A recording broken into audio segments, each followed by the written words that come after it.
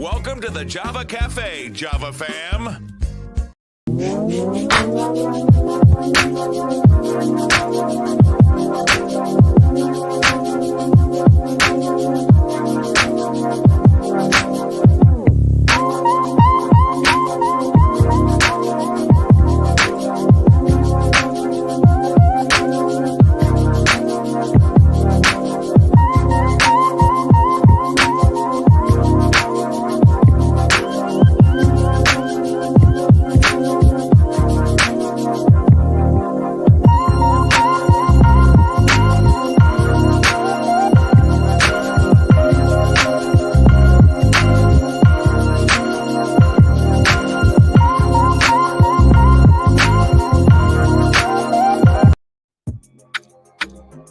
Good morning.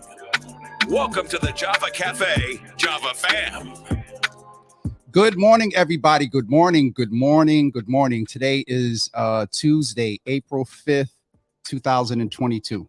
I got it right. The year should never be an issue, but I got it right this morning. Listen, you are here. It's been a few weeks. We go on first and third Tuesdays for Your Healthy Java, sponsored by the Massachusetts General Hospital Office of Equity and Community Health. We want to say a great hello to everyone from the team there. Dr. Alabre, who will not be with us for the next couple of episodes, but we still are carrying on with giving you some information. And today we are talking about stress. And with all that's been going on in the world before the pandemic, during the pandemic, you would not be a human if you are not impacted about hearing about the war. So we're going to talk a little bit about like vicarious trauma and how that stresses us. This wonderful queen that's coming into the room is not a stranger to the Java Cafe. She was with us a few months ago, and Dr. Alabre and Cindy Diggs, shout out to her. We were talking and wanted her to come back to chat with us about dealing with stress, and even more so now with so much going on. I tagged some people on Facebook that move in the space of violence prevention, domestic violence. And so if there are others that are would benefit from this conversation, go ahead and tag them, share this on your page, and invite others into the Java Cafe as we get ready to invite Dr. Ronke Peterson in, who is a psychiatrist at the Massachusetts General Hospital at the Now, I think I know a little something because I used to work there. Are you at McLean? I am just at MGH. I'm not at McLean, Okay. but I know lots of wonderful people at both places. Absolutely. Absolutely. I remember a lot of the trainees. I used to encounter them when I was in the inpatient consult service with Ted Stern and Greg Frachon. So if you see and talk with them, please tell them James Hill said hello. But Dr. Ronke, as you prefer to be called, welcome back to the Java Cafe. How are you this morning? Thank you so much for having me. And I'm always so grateful for this space and, this time, whether I'm on like I was a few months ago, or I'm just listening on Facebook or something. I'm just so grateful for this space because I think we need spaces where we can feel safe. We can feel like the information we're getting is, not filtered through any sort of agenda. And it's just, plain and simple. So I'm really grateful for this space. And thank you so much for having me, come on again. How am I doing? I think I'm doing, in a sense, probably similar to how other people are doing. And I'm saying that maybe presumptuously, but I think that we're experiencing a lot of the need for empathy, right? Yes. In this time where you mentioned, we're going to get into it, things like experiencing vicarious trauma. And I think whether, in 2020, you were one of those people who had to get on the bus and had to go to work, or you were sitting at home, working on your computer, there's a sense of realizing that the community doesn't feel safe, that the people around me don't feel, safe. And whether you're secure in a bunker, there's a certain sense in which it still gets to you. Yes. I think how I'm doing is, I feel that there's so much going on in the world, and you can tell, I can tell that I'm, hypersensitized to certain things, because even when like simple things happen that shouldn't make me feel stressed out, I feel a certain amount of, stress or, I'm sensitized, right, to different things. And I think that's because there's so much going on. And when you have that, environmental, you turn on the news, there's something going on. You turn on the radio, there's something going on. You read, On social media. that's where I was going. There's something, there's something going on. And so when the normal things, let's say, like the normal things in your life are going on, that, that's stressful, that's a challenge, but it's okay. I can handle that challenge, normally. But I think there's just this conditioning that's happening where we're just a little more sensitive because of the cumulative, effect of all of these things going on around us. So that's how I'm doing. I know it's not a specific feeling, but it's just, I would say, something around empathy and feeling that sensitivity that comes with a lot of stress around us. Dr. Ronke, one, thank you so much for being transparent, because it's so interesting. And in understanding clinical supervision and things, you all move in a space where you take on so much of what people are dealing with your patients. And I know there are skill sets and ways that you guys are trained to not do that, but you would not be human if not impacted. And so, one, thank you for your transparency. Folks, put the comments in there. Folks are welcoming you back, but also put hugs and hearts to encourage Dr. Ronke and the team there, because I think any and everyone in the medical industry over these past couple of years have been significant, I know have been significantly impacted, and everything that comes with you being a woman of color in the medical industry. And so I understood that. And so, Dr. Ronke, let me ask you, and I'm going to ask other folks as they are showing you love in the comments. I wanted to ask you, and as you said, with no filter, in a very Dr. Ronke term or definition, how do you define stress? Yeah, I think, there's obviously like the actual definition of stress, like in the dictionary, and then there's the definition of stress that comes with how we use it in different contexts. Yes. And I think the way I would want to summarize stress is pressure and tension.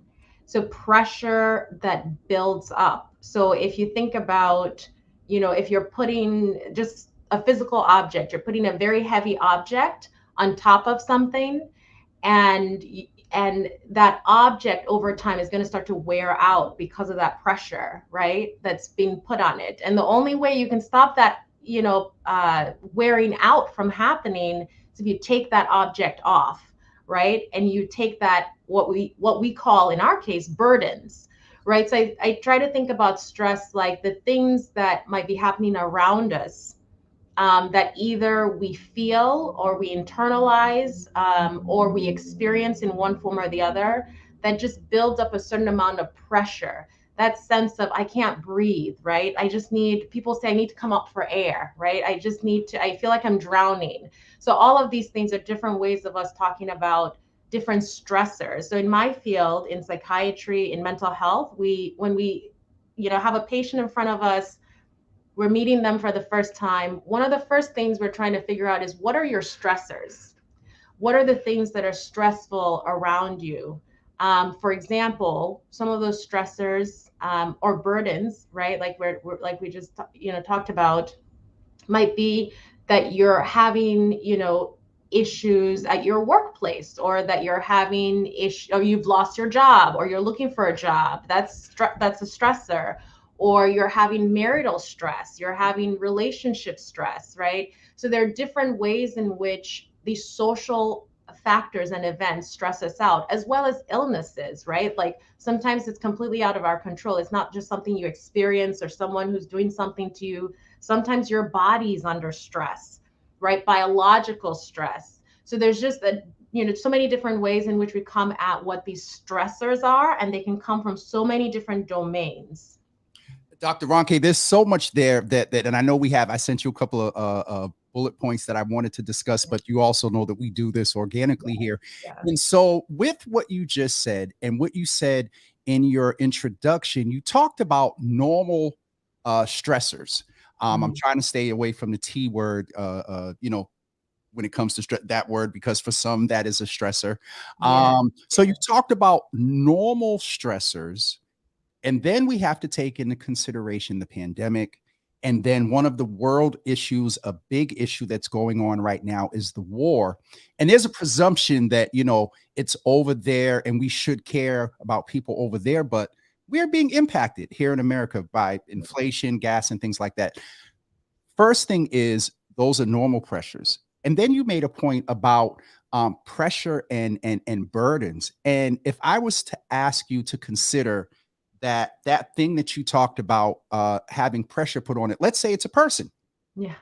Um, so if it was an object, let's say a balloon, let's say a ball, at some point, Dr. Ronke, do you agree that with the normal things, there's potential for that thing to break? But even more so in the pandemic and everything that's going on, that human being, what is the potential for them to break if they don't address the Exactly. stressors? Exactly. So you hit the nail on the head there. It's about addressing it.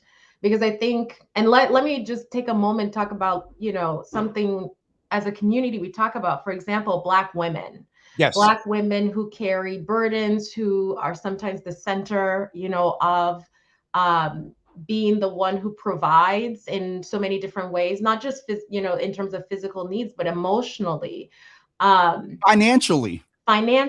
And I think in 2020 we talked a lot about things like the Black woman's pain, and I think about, and we all do this, right? We think about the mothers, right? The mothers of all, of our brothers and sisters who've experienced gun violence. And I think about how that pressure, someone just mentioned breaking point. I think about how that pressure, does build up. And the key thing you said there was to address it. And I think at some point, you have to address it, because it's not going to go away if you don't address it. It's not going to go away on its own. It's not just going to, sometimes when stressors start, we just say, okay, it's going to be fine. We quote a few scriptures, whether you're, from whatever faith background you come from, whether, Christian, Muslim, Hinduism, whatever it is.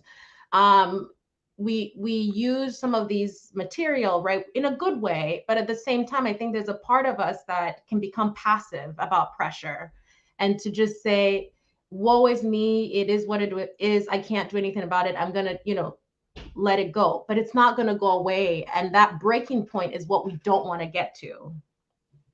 Thank you for that. Because when you talked about the object and the pressures coming on it, that is, I am very aware, and we've heard the terms growing up, the straw that broke the camel's back, or they were at their breaking point, or you hear the word they snapped. You know what I mean? And so that's why I think it's so important to be very proactive when you talk about addressing stressors. And so what are some ways, Dr. Ronke, that we can proactively address stressors? Here of late, there's been memes and conversations. I talk about it often about protecting our space. There are some things that we can't control. Right. But there are some things that we can control. Yourself, others that I tagged earlier. We allow access to ourselves. We take on these things. What are some proactive ways that we can still be a help, but we're no good to no one else if we don't help ourselves? So what are some ways that we can proactively, not maybe eliminate, but try to avoid or put filters and buffers up to address or to not allow certain stressors in our space? Great question, and something we could all use no matter where you're coming at this from. I think one thing I want to start with to answer that question is that your body is your greatest commodity. So your body is something that you can't go and buy another one. You can't, if a car breaks down, push comes to shove, maybe, you can get another one. If your house breaks down, push comes to shove, maybe we can find another place to live. But your body is something that you can't replace. You can't get another body. And yes, yes, I'm a physician and we can do transplants and things like that. But that's not what I'm talking about. I'm talking about in a holistic sense, that your body is the greatest asset. And I don't want to commodify it. So I'm not trying to diminish it in any way. I'm trying to raise its value for people. Meaning, a lot of times our body is sometimes the first thing we neglect. Well, I have to do this, I have to do this, I have to do this. And you just said something that's so important, right? This idea that, at the end of the day, if you're not taking care of yourself, who are you going to take care of? You can't take care of anybody else, because this thing that we, whether you're someone who believes in, the soul and all of that, this thing that we occupy, this body, is the most important thing that helps us interface with the world. It is what helps us help people. It's what helps us do things like this, right? Like what you're doing with, your healthy Java. It's your body, your brain, and it working and functioning in a healthy way that allows you to be a resource to other people by first, being a resource to yourself. So that's the first thing, I'll say about dealing and coping with stress, is that first understand what this thing is that we're trying to care for. It's the only thing really around us sometimes that we can't replace. So many other things, can be, replaced. So how do we deal with stress? First of all, think about, what do you need? Like, what does your body need right now? Does it need rest? At the end of the day, if that's what it needs, that's what it needs. You could say, well, I need this, I need that, and I need to take care of this and that, and so I can't rest. And sis is calling me here, bro is calling me here. They need me to talk to them through the night because they're going through something. And so you've worked 2 jobs, that day, and then you're staying up at night talking to someone about their, issues. And it's not that I'm saying you shouldn't help people, but when it's time to rest, turn off the lights and rest, because you need to care for your body, first and foremost. Dr. Ronke, that one I was going to go into in a couple of seconds, but that brings up the term sleep hygiene. And so when you talk about the body, just so we take and get as many nuggets from you as we can while we have you here, sleep hygiene, prioritizing rest, because the question was, what are some proactive ways about protecting your space? And you're the center of that space. And so if you're not protecting you, and so I love what you said about our bodies being our greatest commodity, and we can't replace it. And that is not to sound doom and gloom, but okay, let's keep it real. You go through a regular medical training, though your specialty is psychiatry. You are a professional. You're a trainee. You're trained. You have studied. You've done research. So I have you here as a professional to say that that adage that, taking care of yourself, and it's almost become another cliche, put yourself first and you can't take care of it. It's real, correct? Yeah. It has scientifically been proven that if we don't proactively address stress, it will have an impact on our body, which is our greatest commodity. And I love how you said that this is the thing that we use to intersect with the world. All right. So that is, let's not discount things like nutrition. Yes.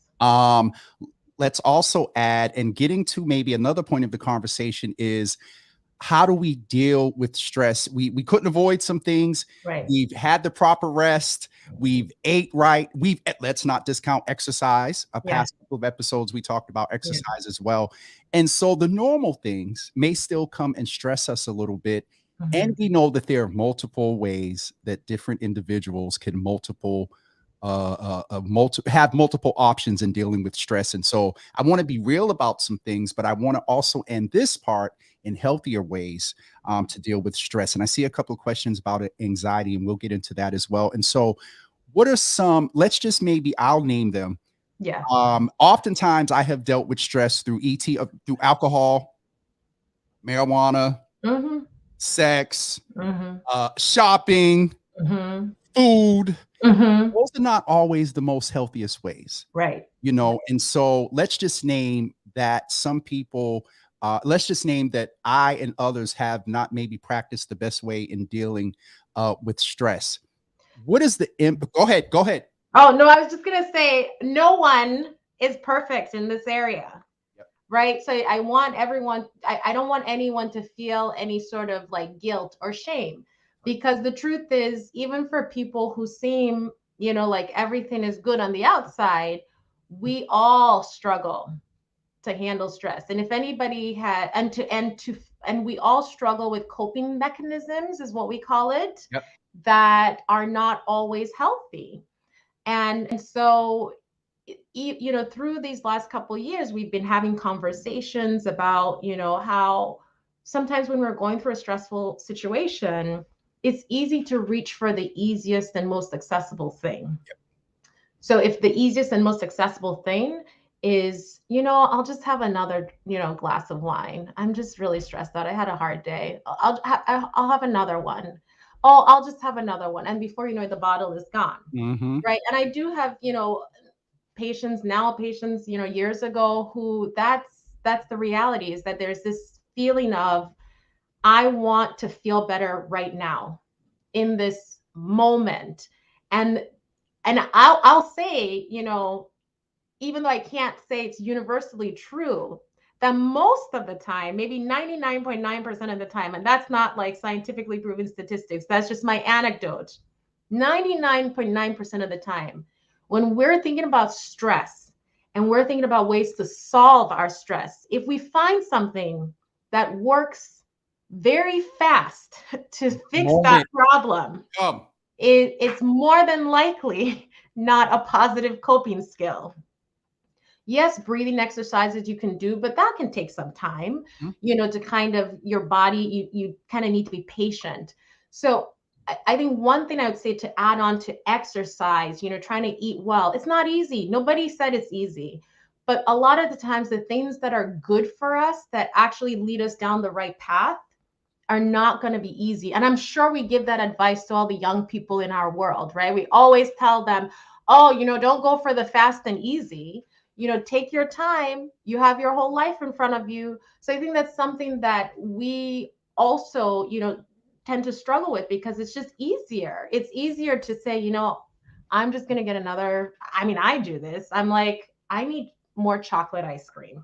Mm-hmm. I need more gummies. I'll be transparent. Mine's is Haribo gummies. And I realized that, well, anyway, I'm not going to confess that one here, because my family used to think I was addicted. And I realize now that little, what is it, dopamine, or when I see the bag, something, the pleasure senses go up. Yeah. it's really real. And so, too, I got excited for a couple of seconds when you said that in the moment, and to feel versus what we know, and what you named earlier was that in that moment when the bottle is there and you doze off and get a little buzz or whatever, the problem's not gone. Right. It's still there. And so, though, in the moment, and let's just be real, sometimes in the moment, I'll take it to the extreme, and some things you just want to be numb. Some things it takes the edge off, as I've heard people refer to before. So we want to name that it's no judgment, but let's get into maybe some more healthier, real ways, Dr. Ronke, that we can deal with stress, the normal, and also, I guess I find myself saying the abnormal, a world pandemic, and in a war. So what are some ways, Dr. Ronke, before we get into some questions in a few minutes, that we can deal with stress? And let's just name what you just said: exercise, eating.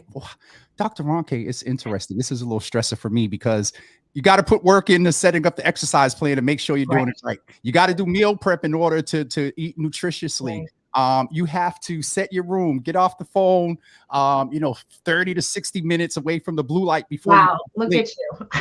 I mean, knowing is half the battle. Knowing.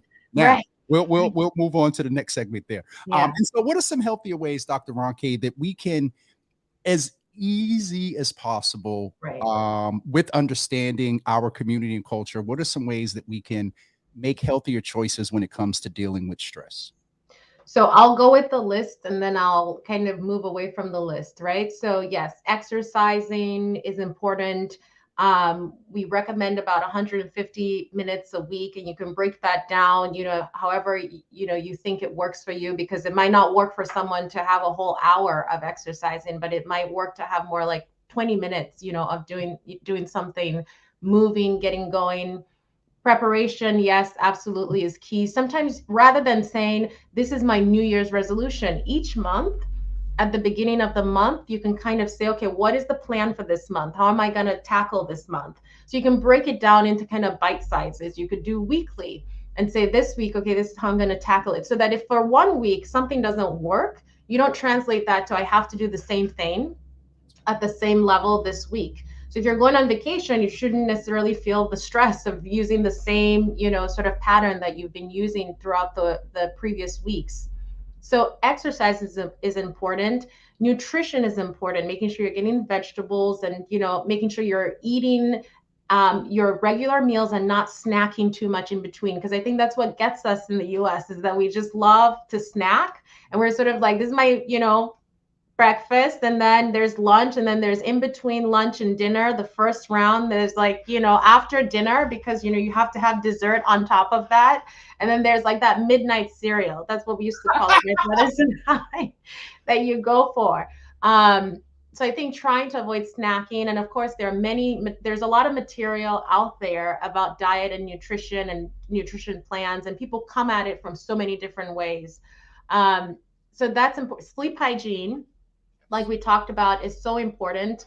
Making sure you're getting rest. And if you're not sleeping well, talking to your doctor about it, because there are things that you might not be doing around sleep hygiene, but there are also things that they might be able to do in a short term to kind of get you going. And then once you get going, they can always, you can always, come off whatever that intervention is. And things like meditation and prayer. So a lot of times life is happening to us, and we're never stopping to just process. So you'll go through something Monday, Tuesday, Wednesday, Thursday, Friday, and there's no moment where you stop to kind of like reflect, process. And all of that is building up stress in you. So it's so important. We need rest. We need to take that pause and stop, because no one will turn on their gas engine for their car, leave it on for 24 hours, come back the next day and expect that it's still running, right? The battery. You better make that analogy and preach. Sorry, go ahead. Yes. But that's how we function too. Rest is not something that is take it or leave it. It's something that our bodies need to regenerate. Our cells need to breathe and regenerate. So all of these things are not just, practice self-care. That's really nice. It's your body is like an engine, and it needs a moment to breathe and rest. So I think in terms of lists, prayer, meditation, I go back to that because that's about the pausing and the resting. And we all rest in different ways. And prayer is sort of like a way to kind of, however you come at that. And meditation is a way to pause and to just, and I think we're afraid of pausing. I think because we're like, what's in there? I don't want to see what's in there. I don't want to, talk about what I'm thinking about. Ouch. That's real, Dr. Ronke. Yeah. Go ahead. Go ahead. So outside of that list, I just want to move to, couch that in perfection is not the goal. The goal is not to be perfect in any of those areas. The goal is to have sort of like a toolbox or like a resource plan that you can go for easily, so that instead of easily, the next thing you want to go for is like, oh, I'm going to smoke a cigarette because I really feel anxious right now and I want to calm down. Or, oh, I'm going to go for, another 2 glasses, of wine when I know that I've already had so many this week. Instead of having that be the easiest thing, that's accessible to you, you start to create this list of positive coping mechanisms that are also easily accessible to you, where okay, I'm just going to work out for 20 minutes. I'm just going to, meditate for 20 minutes. And I know how to do it. I don't have to start researching it in this moment, what exactly I'm going to do. So that it becomes easier for us to reach for those positive coping skills. Thank you. And I'm going to, my sister is using a cuss word here. Coffee is definitely a problem. Because I mean, Java with Jimmy, Lord have mercy. I thought I was going to get beat up when we were looking at the name, that some of the medical folks were like, you don't want to associate Java with anything healthy. But Dr. Ronke, thank you for being real, because though, and I appreciate the fact that you refer to it as a list, that these are sort of the standard academic, but there's been research in this period of science and data. there's research behind the fact that if you practice the three sort of foundational, if I'm hearing you correctly, rest, exercise, and nutrition. And then let's go into, and you talked about some realistic things about instead of the cigarette, think of maybe, I do what's called a 10, 12, 15 method. Greg Frachon taught me this, and I adapted it for myself. I inhale over 10 seconds, hold it for 10 seconds, and release it over 10 seconds. And I do that then 12 seconds and 15 seconds. And for a quick second, my understanding is you deprive the brain of just a teeny bit of oxygen and you kind of reset. And for me, I physically feel the calm. And so breathing for me has been successful. One of the other things I want to check in with you about is sometimes the things we've talked about so far are things that we can do sort of by ourselves, maybe with some support. Are there times when the stress is so bad that you might need to reach out and request some external assistance? Yes, I mean, absolutely. And you know this, very, very well because of the work you do, the work you've done, that there are times when it's time to reach out for help. And I think the key here is not waiting, like we said, to that breaking point, not waiting because one of the things I can tell you from my research is that specifically, Black people are more likely to delay seeking care. Yeah.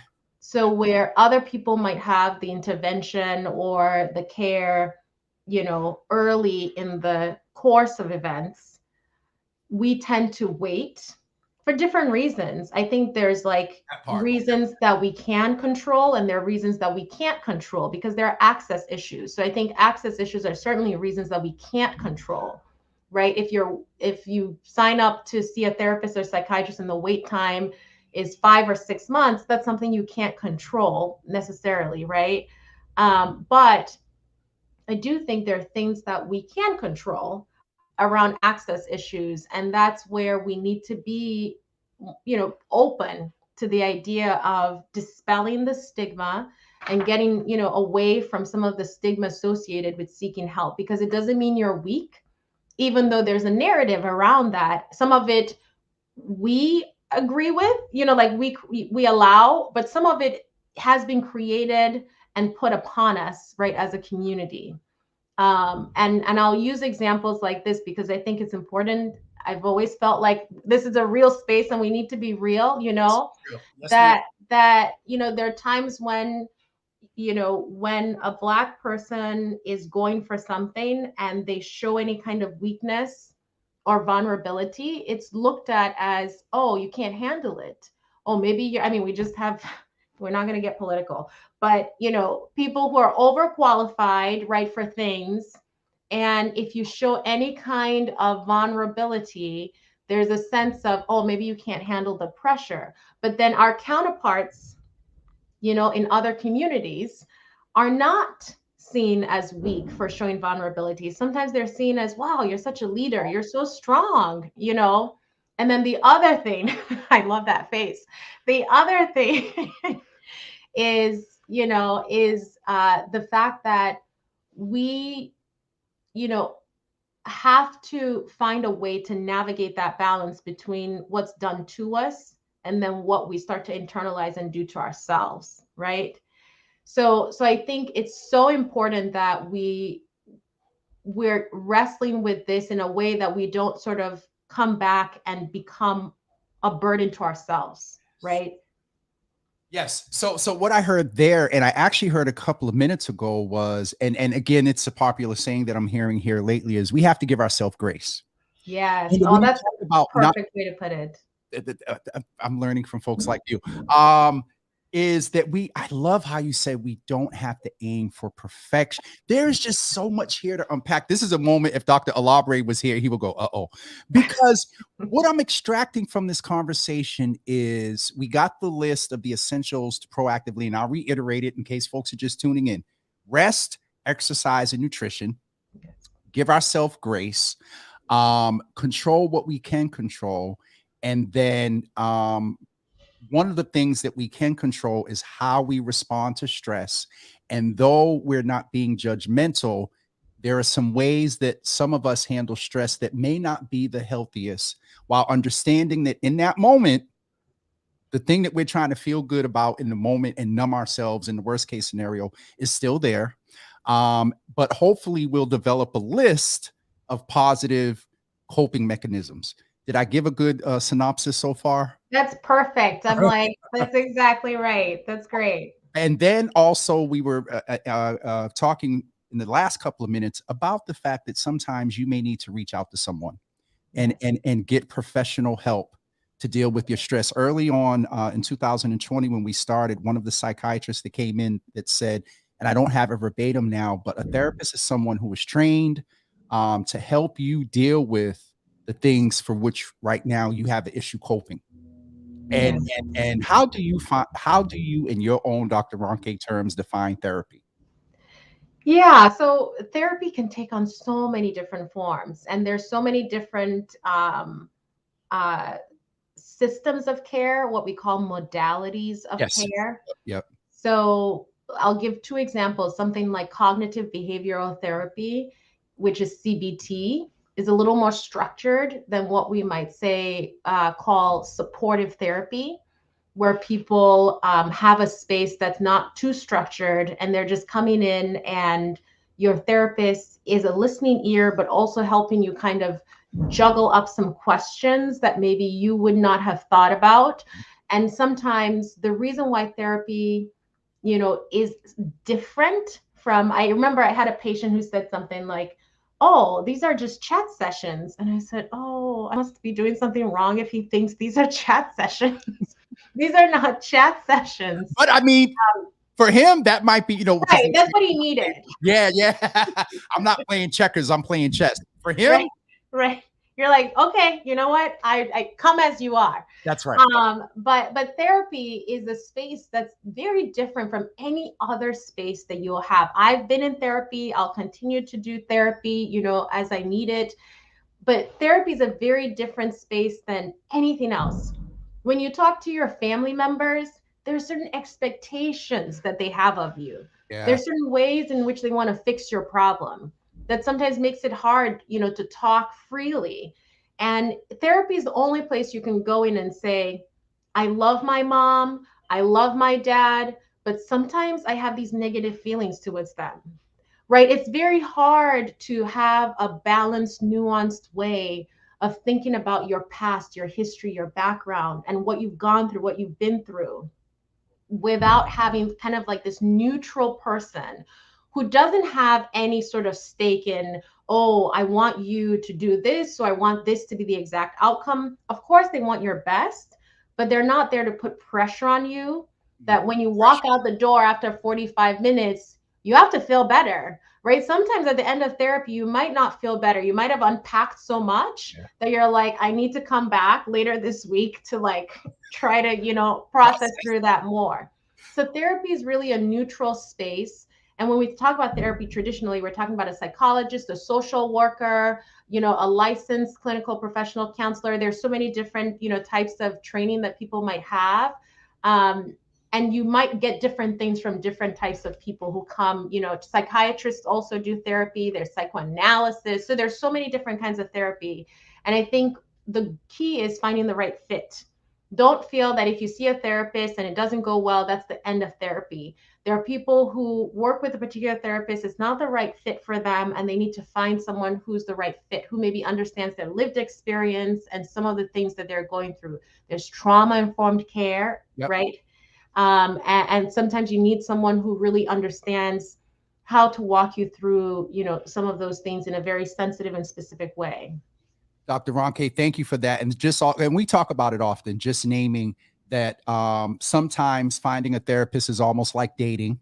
And also, as you mentioned before, there are access issues, and we don't have a lot of use and Dr. Alabre's, unfortunately, in the medical industry. And oftentimes, right, wrong, indifferent, whatever folks' opinion is about it, people tend to gravitate toward the presumption that if you look like me, you have my same life experience. And I was very intentional Very intentional about words matter there.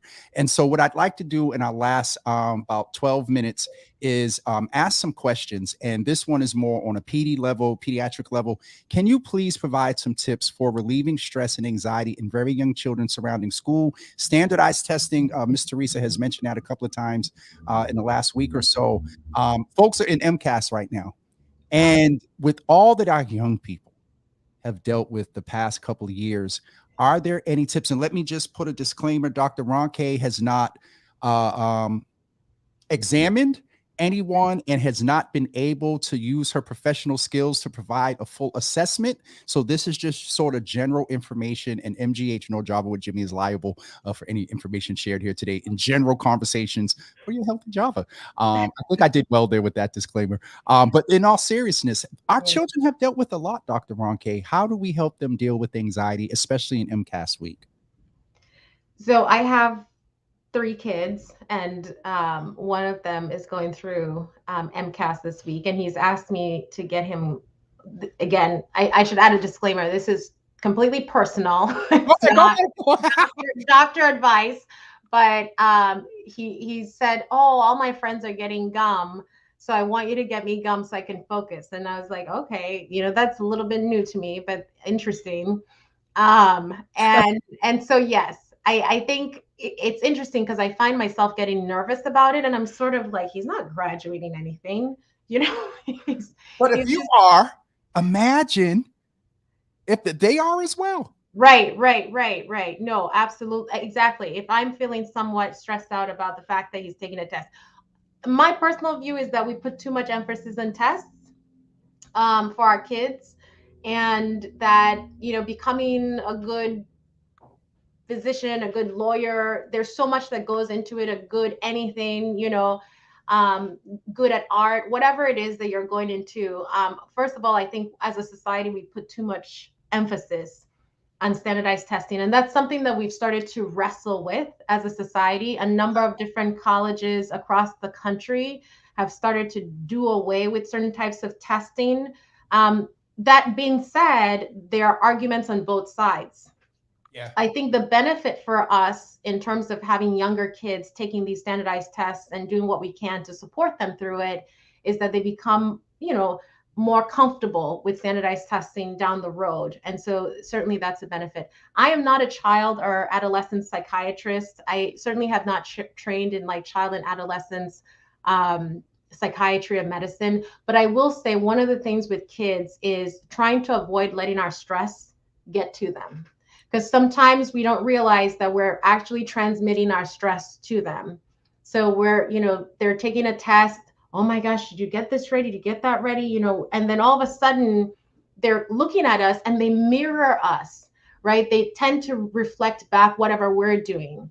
So if we're calm and we are giving them a sense of safety and a sense of security around things, they're going to start to feel safe and secure. But if we're feeling that stress and not realizing we're letting it out, and kids pick up on things very quickly, even when we don't realize they're picking up on it.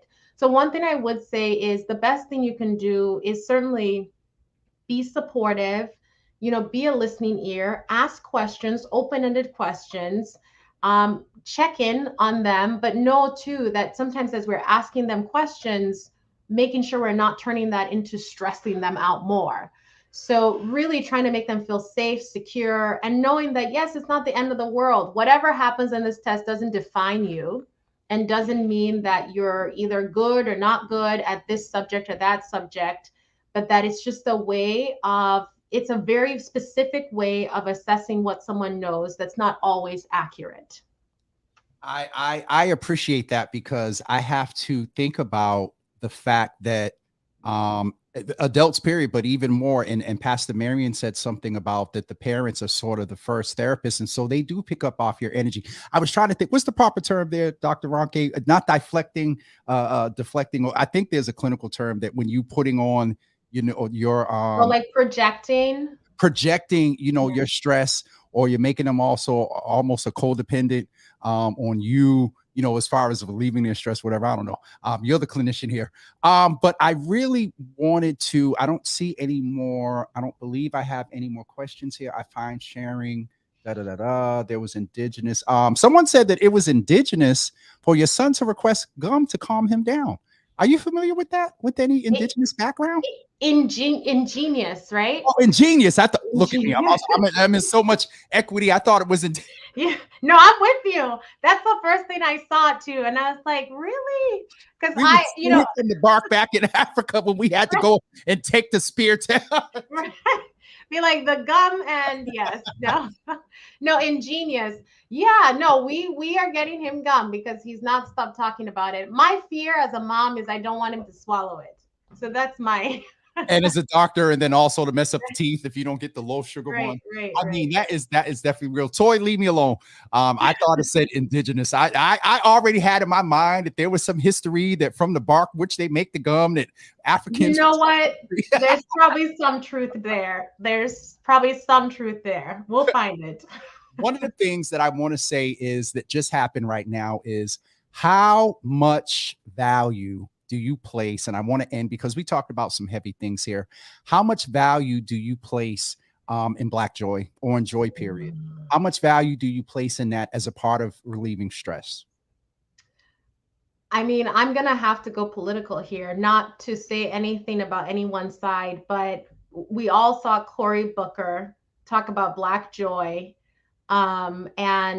and whether you agree with what he said or don't agree with what he said in terms of the some of the content, I think this sense of Black joy being taken away, even when you're sort of like, this should be a no-brainer.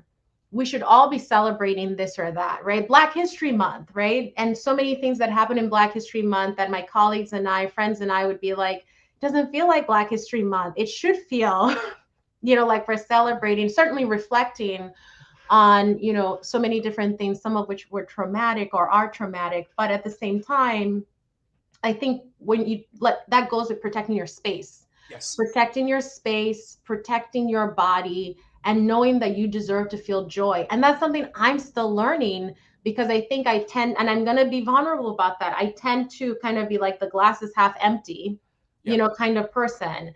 And it's not discounting all of these things, right? We're talking about Indigenous people and the trauma there and all of it's not discounted. Black joy is not about saying that I'm burying my head in the sand. Some people do that, right? Like where it's like, I don't want to deal with anything and I'm just going to live my best life and not think about things.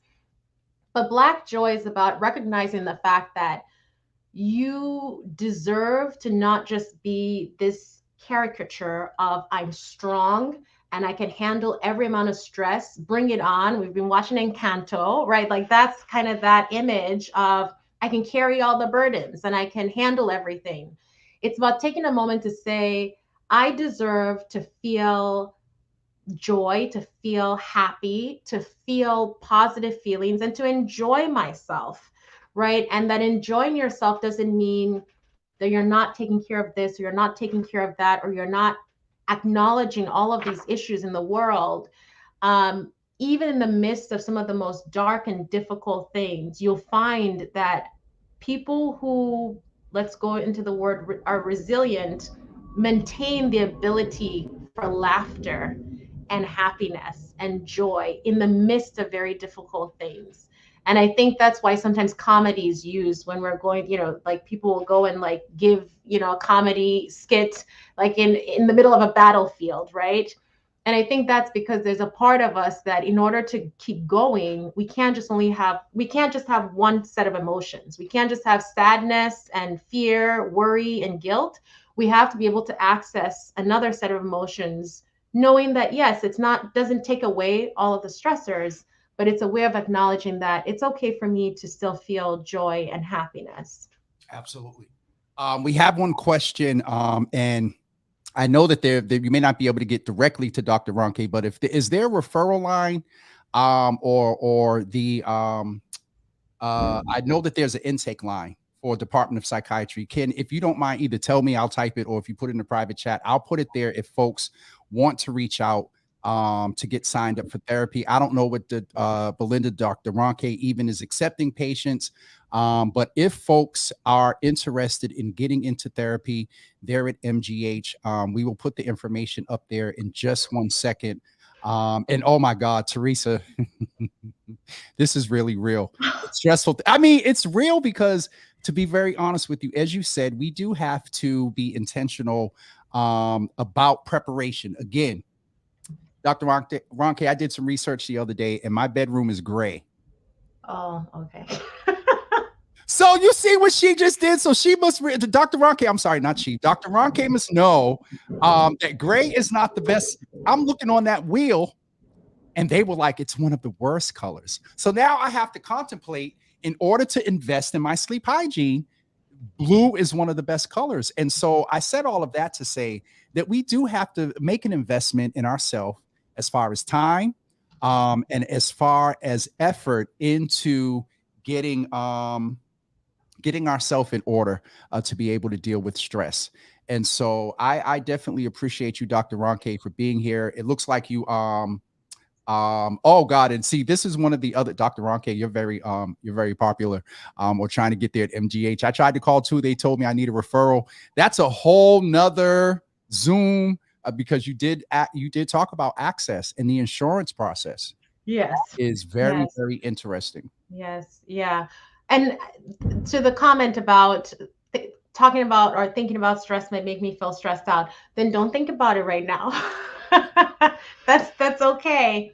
I think it's, ultimately, it's ultimately something that there are times when alcohol is not bad. Ice cream is not bad. There are many things that we do that are not, it's not that it's bad or good. That's not the point. It's more about trying to make sure we're not putting band-aids over things. Yeah. Trying to make sure that we're not, if there's a big gaping wound, if you put a band-aid on that, it's only going to get worse. And that's the same thing for emotional pain and emotional difficulty. We can't just put band-aids on it. So it's really about trying to dig deeper, but you can't dig deeper every single day, every single minute. There might be moments and times when you can reflect back on things, but in moderation, exactly. Because that's my mom there, Dr. Ron. Oh, perfect. Hi, Mom. In moderation, absolutely. Dr. Ronke, I appreciate you so much. I would like to have you back, with all due respect, as just Ronke and a resident, because there were a couple of places you went to dip into a little bit today, and I would love to hear further deeper thought around a couple of things. And so I'll reach out.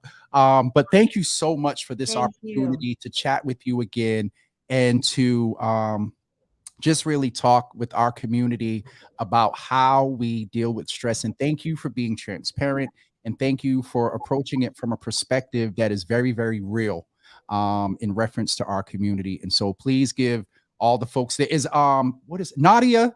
Is Nadia still around? Is she part of was it SUD or the Suboxone clinic or something? She did clinical therapy. And this is going, oh God, this is going 2017.